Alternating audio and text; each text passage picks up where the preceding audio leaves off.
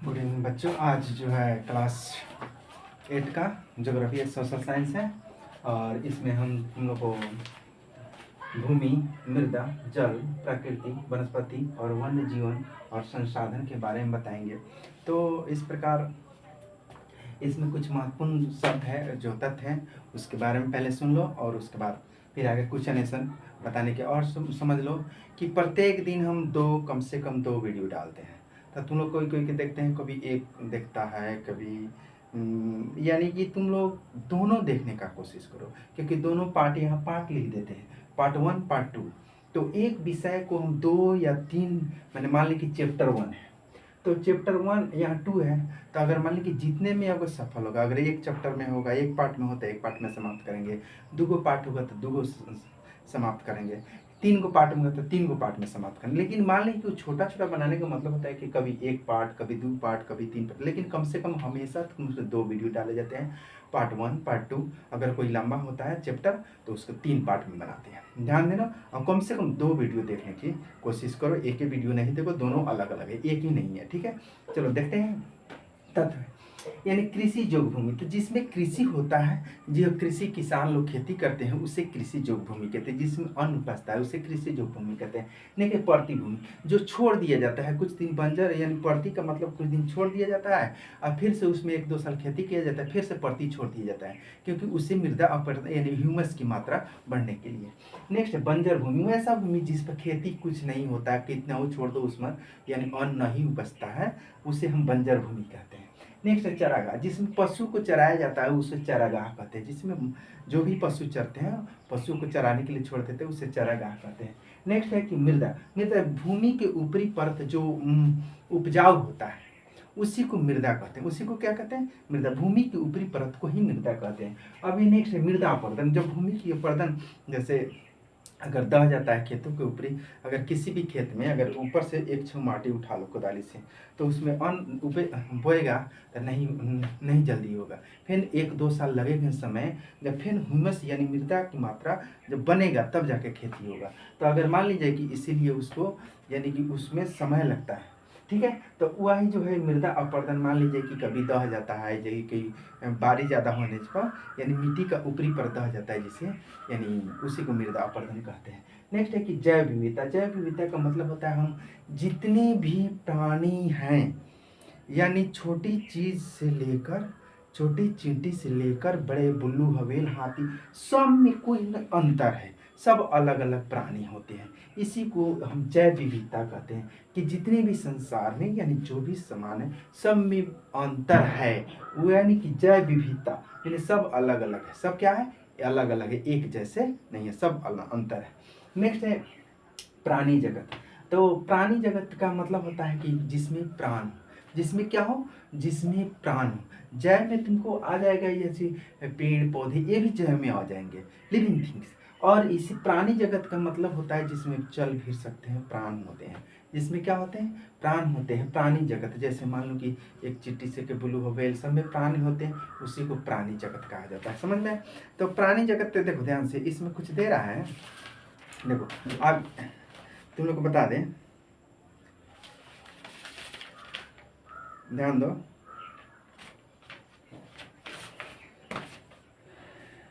देखो प्राणी जगत का सूक्ष्म बैक्टीरिया से लेकर विशाल का हाथी, बुलू हवेल यानी सारे जंतुओं को समूह को यानी जो भी जंतु सबको प्राणी जगत के रूप में नाम। आरक्षित वन, जिसमें कुछ ऐसे भूमि होते हैं जो आरक्षित किए जाते हैं, लकड़ी का बड़ा बड़ा लकड़ी होता है, इसमें कोई नहीं काटेगा, यानी इसके लिए और परमिशन लेना। अब रक्षित, रक्षित का में इसे काट कुट नहीं, यानी कि उसे बहुत दिनों तक सुरक्षित रखना है, रक्षित रखना है, क्योंकि वह उस वन को रक्षित क्या मैंने रक्षा करना है, उसमें काट कुट नहीं होता है। और आरक्षित का मतलब ये क्षेत्र बहुत बड़ा है, उसमें कुछ भी लकड़ी, उसमें जो भी लकड़ी होते हैं उसे मैंने सरकार के अनुमति के बिना कोई नहीं काट सकता, ठीक है। और ये रक्षित इसमें काट नहीं सकते हैं, ठीक है।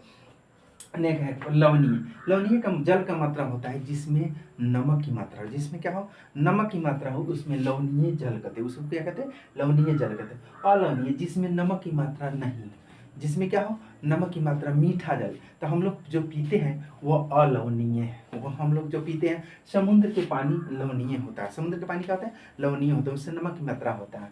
और अलवणीय जो हम लोग पानी पीते हैं, अलवणीय है। पुनर्भरण, किसी चीज़ में पानी रिसाव कर जैसे किसी चीज़ में भरना, उसे पुनर्भरण कहते हैं। चाहे जो भी है, फिर से दोबारा से वो भर जाता है, उसी को पुनर्भरण कहते हैं। जलभूत यानी भूमि के जल को जलभूत कहते हैं। समझ में, जलभूत यानी देखो, यानी जल से परिपूर्ण, यानी जल से पूरा परिपूर्ण को यानी जलभूत कहते हैं।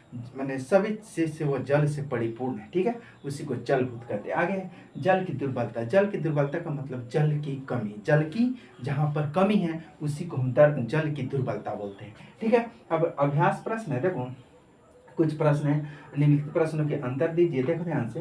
यानी मृदा निर्माण के लिए उत्तरदायी मुख्य जलवायु कारक कौन से हैं। तो मृदा निर्माण के लिए देखो मुख्य 2 कारण, कितने कारण कराए, तो मृदा निर्माण के लिए में जैसे तापमान हुआ, वर्षा हो गया, कई कारण बहुत है, लेकिन मुख्य रूप से इसमें जो दे रहा है, और तापमान, वर्षा और माने जमीन की बनावट, ये सभी होते हैं मृदा निर्माण के। देखो इसमें क्या दे रहा है, ध्यान से सुनो। इसमें दे रहा है मृदा निर्माण के लिए होते हैं 2 मुख्य जलवायु कारक निम्न है, जैसे तापमान और वर्षा। देखो मुख्य रूप से इसमें 2 ही दे रहा है, तापमान और वर्षा। शॉर्ट क्वेश्चन है। नेक्स्ट दूसरा क्वेश्चन है, यानी भूमि निम्नीकरण से कोई 2 कारण। अब देखो, यानी भूमि निम्नीकरण से कोई 2 कारण लिखिए। तो भूमि निम्नीकरण यानी जो ऐसा भूमि जो निम्न प्रकार का हो, तो उसका 2 कारण है, हम बता रहे हैं, ध्यान से सुन। भूमि निम्नीकरण के 2 कारण है। भूमि निम्नीकरण के 2 कारण, एक जो है वनोन्मूलन और अतिचारण। देखो यानी कि जैसे हम जंगल को काट देते हैं, जंगल को क्या करते हैं, काट देते हैं, तो यह भूमि क्या होती है कि यानी भूमि निम्नीकरण, यानी जंगल झाड़ी होते हैं, पत्ता जो कि ह्यूमस की मात्रा जितना सड़ता है वो ह्यूमस की मात्रा बनाता है, ऐसे में। तो इसलिए जंगल का काटना, और उसके बाद है मान लीजिए कि जैसे किसी अतिचारण, माने ज़्यादा से ज़्यादा अगर घास भूसा उपजा है, कोई काट देता है, चाहे चढ़ जाता है, तो ये सभी भूमि निम्नीकरण का कारण होता है। नेक्स्ट तीसरा क्वेश्चन है कि भूमि को महत्वपूर्ण संसाधन क्यों माना जाता है। तो भूमि को महत्वपूर्ण संसाधन, देखो क्योंकि भूमि को महत्वपूर्ण इसलिए संसाधन माना जाता है क्योंकि हम लोग जितने भी काम करते हैं भूमि से ही करते हैं। खाना पीना, रहना, सोना, उठना, बैठना, जो भी काम है सारा कहाँ पे करते हैं, भूमि पे करते हैं, और भूमि से ही अन्न उपजता है। भूमि से क्या होता है, भूमि से ही अन्न उपजता है, इसलिए भूमि यानी कि महत्वपूर्ण है सबसे।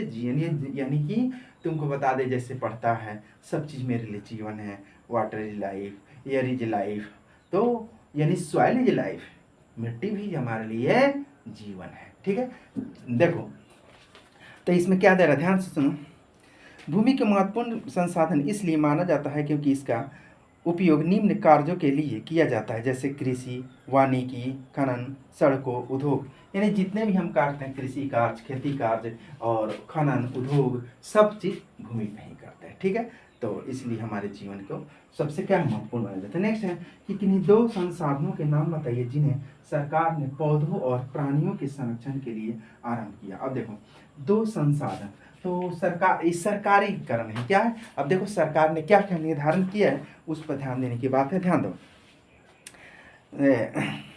देखो राष्ट्रीय उद्यान परियोजना और वन्य जीवन अभ्यारण्य, तो मुख्य रूप से जो है एक राष्ट्र के रूप में, जैसे राष्ट्रीय उद्यान परियोजना और वन्य जीवन परियोजना के द्वारा ही, यानी किसी 2 यानी पेड़ पौधों और प्राणियों की रक्षा के, जैसे मान ली कि अभ्यारण्य बनाया है, वन का संरक्षण, जैसे वाल्मीकि अभ्यारण्य, अलग अलग बहुत अभ्यारण्य तुमको समय मिलेगा तो पढ़ाएंगे।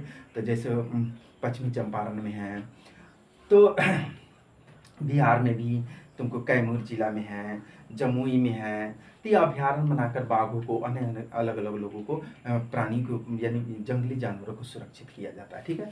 तो इस पर अभ्यारण्य और वनों को आरक्षित कर कर किया जाता है, समझ में। वनों को जीवन अभ्यारण्य और उद्यान बनाकर, यानी बड़ा बड़ा उद्यान बनाकर किया जाता है। नेक्स्ट है देखो जल संरक्षण के 3 तरीके। अब देखो जल हम कैसे संरक्षित करते हैं, जल को कैसे हम बचाते हैं, जल संरक्षण के तीन जो है महत्वपूर्ण तथ्य क्या है, महत्वपूर्ण तरीका क्या है। तरीका बता रहे कि जल को कैसे सुरक्षित है, क्योंकि जल अगर नहीं रहे, अभी मान ली कि जल को सुरक्षित नहीं, यहाँ तो अभी देख रहा है कहीं कहीं जो जल के लिए लोग तरसते हैं, पानी नहीं मिलता है, लेकिन यहाँ पर उपलब्धता है, इसलिए लोग अच्छे ढंग से रहते हैं। कितना हो, 1 लोटा के पानी 1 बाल्टी के लगाने 10 बाल्टी लोग नहा लेते हैं। लेकिन जहाँ पर नहीं मिलता है वहाँ पर देखो कि जल के बिना कैसे लोग तरसते हैं, यानी मरुभूमि में। समझ में आया? देखो, तो जल के संरक्षण के 3 तरीके क्या क्या हैं? देखो, जल संरक्षण द्वारा पृष्ठीय प्रवाह को बचाया जा सकता है। जल रिसाव को कम करने के लिए नहरों को ठीक से पक्का करना है, और रिसाव तथा वाष्पीकरण होने पर जल क्षति को रोकने के लिए यानी स्प्रिंकलरों से सिंचाई करनी चाहिए। मैंने एक प्रकार का स्प्रिंकलर है जो सिंचाई हम करते हैं, जो उसके सुरक्षित, ज़्यादा से ज़्यादा सुरक्षित होता है। इसीलिए ऐसे जल संरक्षण को मैंने नहर है, तालाब बनाकर अलग अलग ढंग से, जैसे मान ली कि पहले तुमको बता देना, राजस्थान में छत पर जो है पानी को बड़ा बड़ा टंकी बनाकर बारिश का पानी उससे सुरक्षित कर जाता है, जल को संरक्षित है। पानी हम जो नहाता है उस पानी को खेतों में पटाते हैं। इस तरह का जल को संरक्षण अनेक प्रकार का किया जा सकता है। थैंक यू बच्चों। तो आगे फिर हम दूसरा पार्ट लेकर आ रहे हैं। धन्यवाद।